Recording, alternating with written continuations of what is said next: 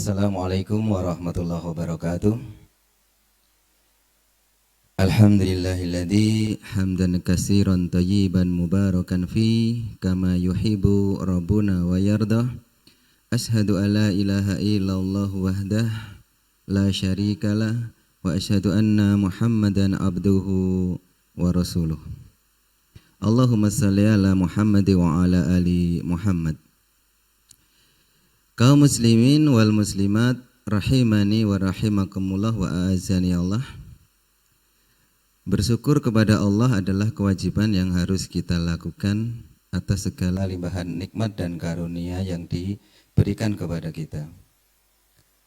Salawat, salam Allah semoga tetap terlimpah kepada ketua kita Nabiullah Muhammad sallallahu alaihi wasallam, keluarganya, sahabatnya, dan semua pengikutnya yang setia hingga akhir zaman.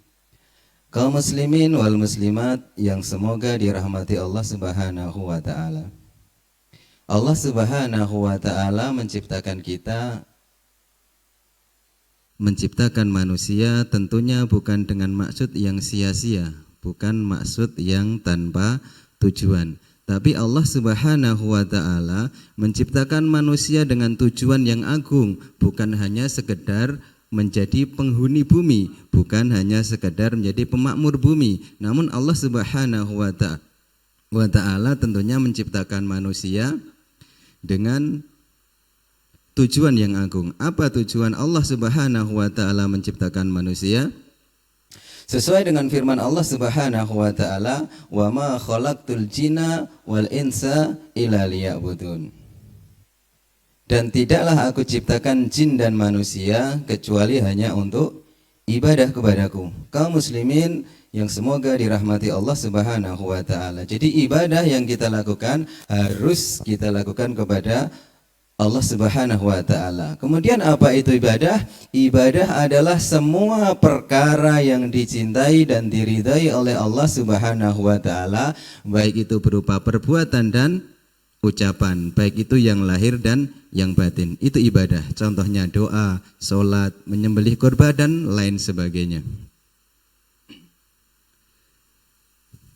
Nabi sallallahu alaihi maksud saya Allah Subhanahu wa taala berfirman, "Qul inna sholati wa nusuki wa mahyaya wa mamati lillahi rabbil alamin." Katakanlah wahai Muhammad, sesungguhnya salatku, penyembelihanku, hidupku dan matiku hanya untuk Allah Rabb semesta alam. Kaum apakah ada manusia yang beribadah kepada selain Allah Subhanahu wa taala di masa sekarang ini? Tentunya ada, tentunya sangat banyak. Banyak manusia yang menyembah matahari, menyembah bulan, menyembah bintang, menyembah sapi, menyembah tumbuhan dan binatang dan lain sebagainya. Tapi itu tentunya dilakukan oleh umat selain umat Islam. Tapi apakah ada umat Islam yang beribadah kepada selain Allah? Kaum muslimin wal muslimat rahimani wa rahimakumullah, tentu saja ada. Kenapa ada? Karena Allah Subhanahu wa taala ingatkan, pasti ada. Ya. Allah Subhanahu wa taala mengingatkan kita agar kita beribadah hanya kepada Allah saja, mengingatkan kepada manusia karena memang manusia ada yang beribadah kepada selain Allah. Demikian juga dengan umat Islam. Ya, umat Islam beribadah kepada selain Allah. Dia sholat, oke, dia sholat. Dia puasa kepada Allah, puasa. Dia haji karena Allah, dia haji karena Allah.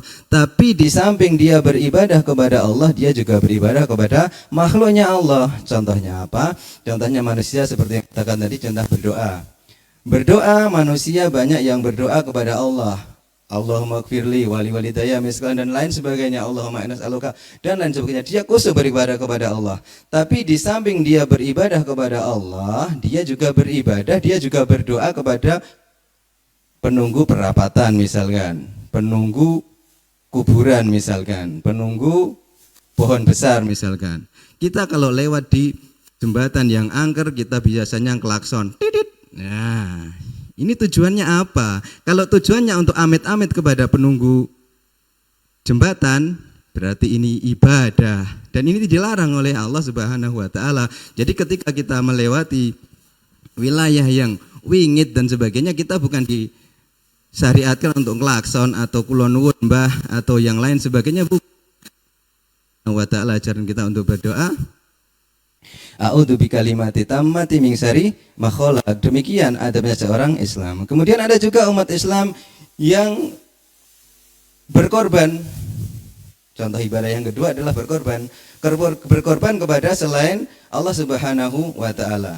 Allah Subhanahu wa taala memerintahkan kita untuk berkorban hanya kepadanya. Tapi ada manusia yang berkorban, misalkan menyembelih ayam dipersembahkan untuk selain Allah Subhanahu wa taala, menyembelih sapi misalkan dipersembahkan untuk dewa langit, untuk dewa gunung, untuk dewi laut. Ini juga merupakan sebuah ibadah yang di samping dia beribadah kepada Allah Subhanahu wa taala, dia juga beribadah kepada makhluknya Allah Subhanahu wa taala. Dan beribadah kepada makhluknya Allah Subhanahu wa taala ini tentu menyelisih apa yang diajarkan oleh Rasul. Semua Rasul diajarkan, semua Rasul mengajarkan kita untuk hanya beribadah kepada Allah Subhanahu wa taala. Nuh berkata, Ibrahim berkata, Musa berkata, Isa berkata, Muhammad sallallahu alaihi wasallam berkata bahwa kita harus menyembah kepada Allah Subhanahu wa taala saja. Allah Subhanahu wa taala menyebutkan, walaqad ba'atsa fi kulli ummatin rasula.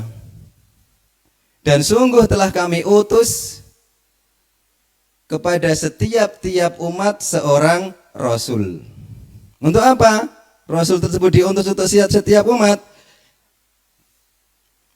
Ani budullaha wajtanibut taghut. Hanya untuk beribadah kepada Allah saja dan meninggalkan semua taghut. Apa itu taghut?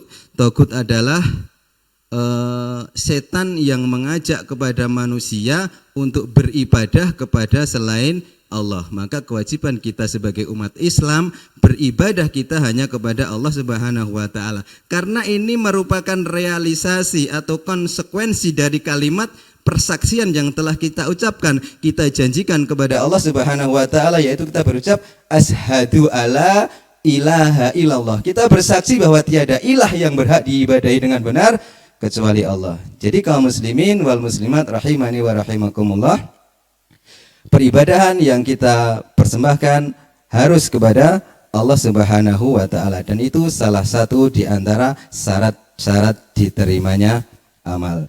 Demikian, semoga Allah Subhanahu wa taala menjadikan hati kita hati yang selalu taat kepada Allah Subhanahu wa taala. Banyak kekurangan dan kesalahan, mohon maaf.